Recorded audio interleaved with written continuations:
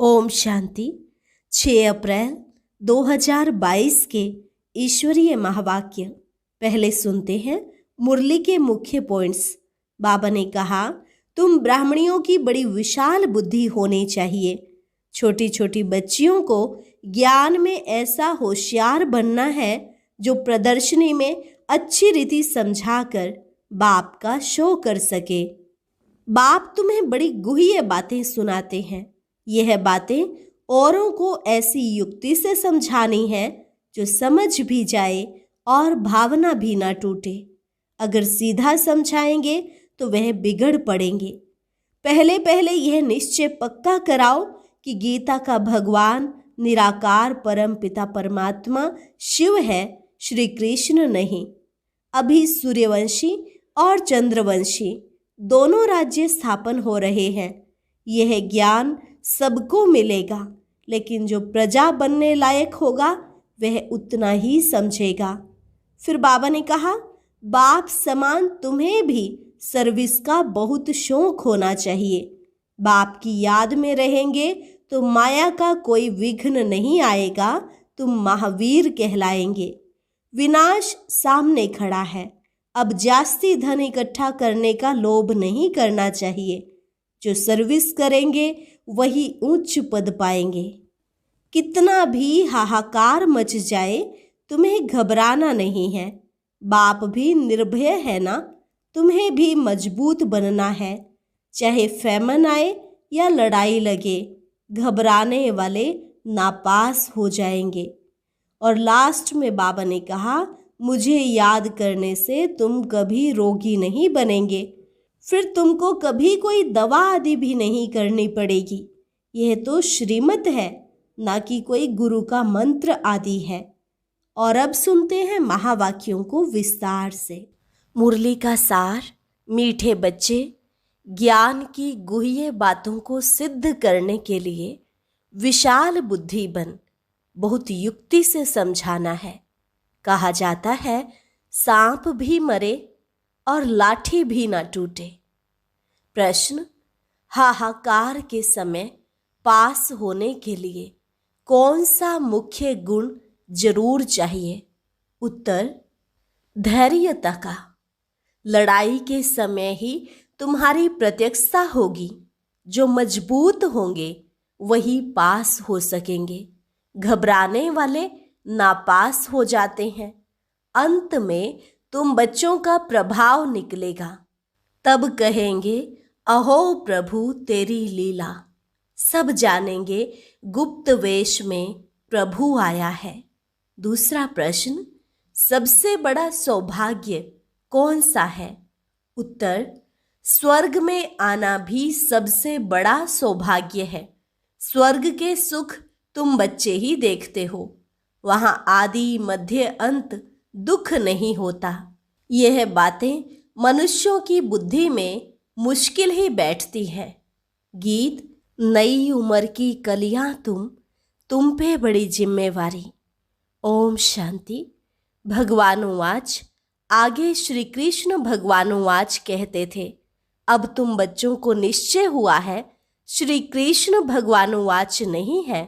श्री कृष्ण तो त्रिकालदर्शी अर्थात स्वदर्शन चक्रधारी नहीं है। अब यह अगर भक्त लोग सुने तो बिगड़ेंगे।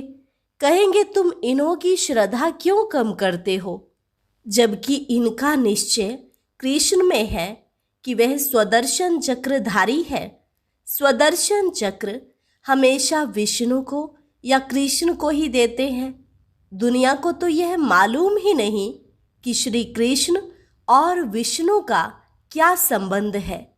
ना जानने के कारण सिर्फ विष्णु को व कृष्ण को स्वदर्शन चक्रधारी कह देते हैं। स्वदर्शन चक्र के अर्थ का किसको भी पता नहीं है। सिर्फ चक्र दे दिया है मारने के लिए। उसे एक हिंसक हथियार बना दिया है।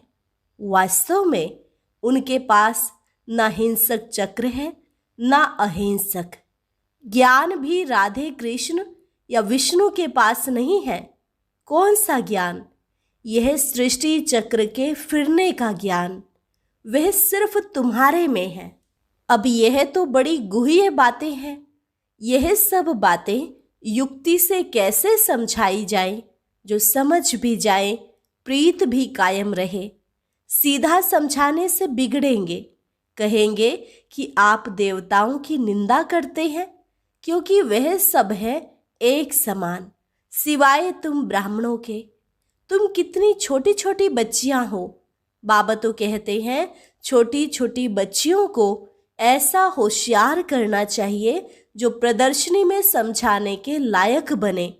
जिसमें ज्ञान है वह आप ही ऑफर करते हैं, हम प्रदर्शनी समझा सकते हैं। ब्राह्मणियों की बड़ी विशाल बुद्धि चाहिए। प्रदर्शनी में समझाने के लिए सर्विसेबल को भेजना चाहिए, सिर्फ देखने का शौक नहीं। पहले पहले तो यह निश्चय चाहिए कि गीता का भगवान निराकार परमपिता परमात्मा शिव है। श्री कृष्ण को भगवान नहीं कहा जाता है, इसलिए गीता भी रोंग है। यह बिल्कुल नई बात हो गई दुनिया में। दुनिया में सब कहते हैं कृष्ण ने गीता गाई। यहाँ समझाया जाता है कृष्ण गीता गा न सके। जो मोर मुकुटधारी है, डबल सिरताज व सिंगल ताज, सूर्यवंशी, चंद्रवंशी व वैश्य शूद्रवंशी, कोई भी गीता की नॉलेज को नहीं जानते। वह नॉलेज भगवान ने ही सुनाए। भारत को स्वर्ग बनाया था, तो दुनिया में सच्चा गीता का ज्ञान आए कहाँ से? यह सब भक्ति की लाइन में आ जाते हैं। वेद शास्त्र आदि पढ़ते पढ़ते नतीजा क्या हुआ? गिरते ही आए हैं। कलाएं कमती होती गई हैं। भले कितनी भी घोर तपस्या करें, सिर काट कर रखें, कुछ भी फायदा हो न सके। हर एक मनुष्य मात्र को तमो प्रधान जरूर बनना है। उसमें भी खास भारतवासी देवी देवता धर्म वाले ही सबसे नीचे गिरे हुए हैं। पहले सबसे सतो प्रधान थे, अब तमो प्रधान बन गए हैं। जो बिल्कुल उच्च पैराडाइज के मालिक थे, वह अब नर्क के मालिक बन गए हैं। तुम बच्चों की बुद्धि में यह रहना चाहिए कि यह शरीर पुरानी जूती है जिससे हम पढ़ रहे हैं। देवी देवता धर्म वालों की सबसे जास्ती पुरानी जूती है।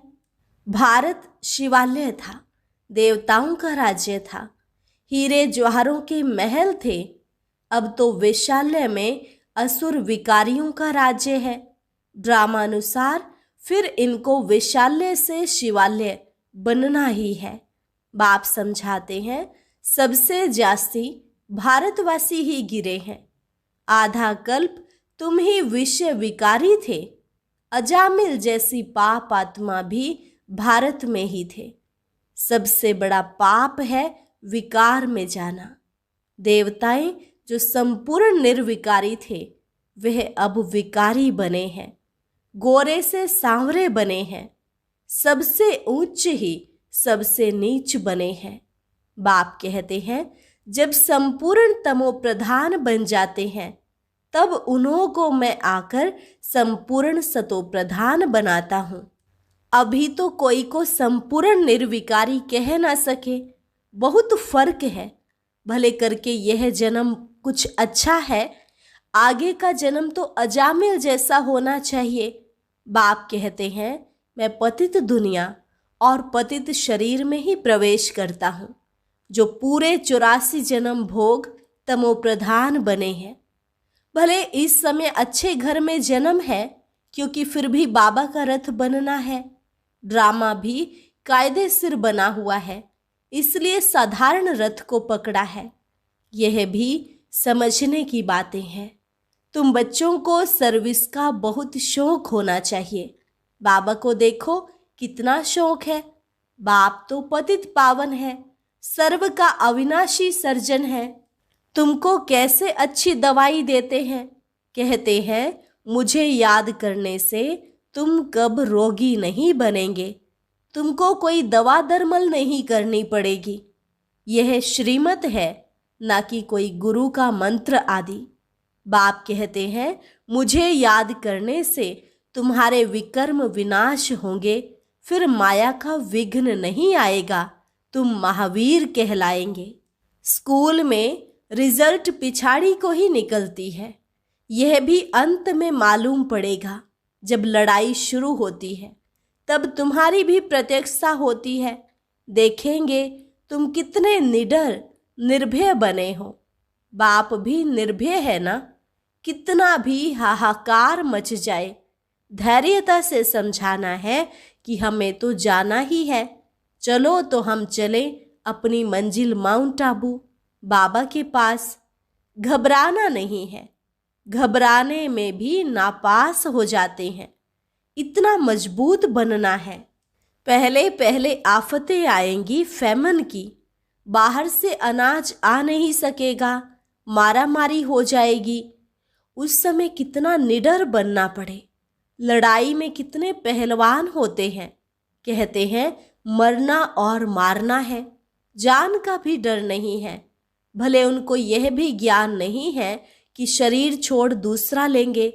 उनको तो सर्विस करनी है। वो लोग सिखाते हैं, बोलो गुरु नानक की जय, हनुमान की जय। तुम्हारी शिक्षा है शिव बाबा को याद करो। वह नौकरी तो करनी ही है अथवा देश सेवा तो करनी ही है। जैसे तुम शिव बाबा को याद करते हो, इस प्रकार कोई भी याद नहीं करते हैं। शिव के भगत तो ढेर हैं, परंतु तुमको डायरेक्शन मिलते हैं, शिव बाबा को याद करो। वापिस जाना है, फिर स्वर्ग में आना है। अब सूर्यवंशी चंद्रवंशी दोनों ही राज्य स्थापन हो रहे हैं। यह ज्ञान सबको मिलेगा। जो प्रजा बनने लायक होगा वह उतना ही समझेगा। अंत में तुम्हारा बहुत प्रभाव निकलेगा। तब तो कहेंगे, अहो प्रभु तेरी लीला। जानेंगे कि प्रभु गुप्त वेश में आया है। कोई कहे परमात्मा का व आत्मा का साक्षात्कार हो, परंतु साक्षात्कार से कोई फायदा नहीं है। समझो सिर्फ लाइट चिंगारी देखी, परंतु समझेंगे कुछ भी नहीं कि यह कौन है, किसकी आत्मा है, वह परमात्मा है। देवताओं के साक्षात्कार में फिर भी कुछ भवका होता है, खुशी होती है। यहाँ तो यह भी नहीं जानते कि परमात्मा का रूप क्या है। जितनी पिछाड़ी होती जाएगी तो बाबा बुद्धि का ताला खोलता जाएगा। स्वर्ग में आना यह भी सौभाग्य है। स्वर्ग के सुख और कोई देख न सके। स्वर्ग में यथा राजा रानी तथा प्रजा कहते हैं। अब न्यू दिल्ली नाम रखा है, परंतु न्यू भारत कब था? यह तो पुराना भारत है। नए भारत में सिर्फ देवता थे, बिल्कुल थोड़े थे। अब तो बहुत हैं। कितना रात दिन का फर्क है। अखबार में भी समझा सकते हो। तुम न्यू दिल्ली न्यू भारत कहते हो, परंतु नव भारत न्यू दिल्ली तो नई दुनिया में होगी। वह तो पैराडाइज होगा। सो तुम कैसे बना सकते हो? यहाँ तो अनेक धर्म है, वहाँ एक ही धर्म है। यह सारी समझने की बातें हैं। हम सब मूल वतन से आए हैं। हम सब आत्माएं ज्योतिर्बिंदु स्टार मिसल हैं। जैसे स्टार आकाश में खड़े हैं, कोई गिरते भी नहीं है, ऐसे हम आत्माएं ब्रह्मांड में रहती हैं। बच्चों को अब मालूम पड़ा है कि निर्वाण धाम में आत्मा बोल न सके, क्योंकि शरीर नहीं है। तुम कह सकते हो हम आत्माएं परम धाम की रहने वाली हैं। यह नई बात है। शास्त्रों में लिख दिया है कि आत्मा बुदबुदा है, सागर में समा जाती है। तुम अब जानते हो पतित पावन बाप सबको लेने के लिए आया है। 5000 वर्ष के बाद ही भारत स्वर्ग बनता है। यह ज्ञान किसी की बुद्धि में नहीं है। बाप ही आकर समझाते हैं। हम ही राज्य लेते हैं, हम ही राज्य गवाते हैं। इनकी नो एंड। ड्रामा से कोई छूट नहीं सकता। कितनी सहज बातें हैं, परंतु किसी की भी बुद्धि में ठहरती नहीं है। अभी आत्मा को 84 जन्मों के चक्र का मालूम पड़ा है, जिससे चक्रवर्ती महाराजा महारानी बनते हैं। ये सब खत्म होने वाला है, विनाश सामने खड़ा है। फिर क्यों लोभ जास्ती करे धन इकट्ठा करने का? सर्विसेबल बच्चा है तो उनकी यज्ञ से पालना होती है। सर्विस नहीं करते तो उच्च पद भी नहीं मिलेगा। बाबा से पूछ सकते हो, हम इतनी सर्विस करते हैं जो उच्च पद पाए? बाबा कह देते हैं, आसार ऐसे दिखाई देते हैं जो तुम प्रजा में चले जाएंगे। यहाँ ही मालूम पड़ जाता है। छोटे छोटे बच्चों को भी सिखलाकर इतना होशियार बनाना चाहिए जो प्रदर्शनी में सर्विस करके शो करे। अच्छा, मीठे मीठे सिक्की लधे बच्चों प्रति माता पिता बाप दादा का याद प्यार और गुड मॉर्निंग। रूहानी बाप की रूहानी बच्चों को नमस्ते। रूहानी बच्चों की रूहानी बाप दादा को नमस्ते नमस्ते, गुड मॉर्निंग। धारणा के लिए मुख्य सार। पहली पॉइंट, बाप समान निर्भय निडर बनना है। धैर्यता से काम लेना है, घबराना नहीं है। दूसरी पॉइंट, विनाश सामने है, इसलिए जास्ती धन इकट्ठा करने का लोभ नहीं करना है। उच्च पद के लिए ईश्वरीय सेवा कर कमाई जमा करनी है। वरदान, सर्व खजाने जमा कर रूहानी फखुर नशे में रहने वाले बेफिक्र बादशाह भव। सर्व खजाने जमा कर रूहानी फखुर नशे में रहने वाले बेफिक्र बादशाह भव। बाप दादा द्वारा सब बच्चों को अखुट खजाने मिले हैं। जिसने अपने पास जितने खजाने जमा किए हैं उतना उनकी चलन और चेहरे में वह रूहानी नशा दिखाई देता है। जमा करने का रूहानी फखुर अनुभव होता है।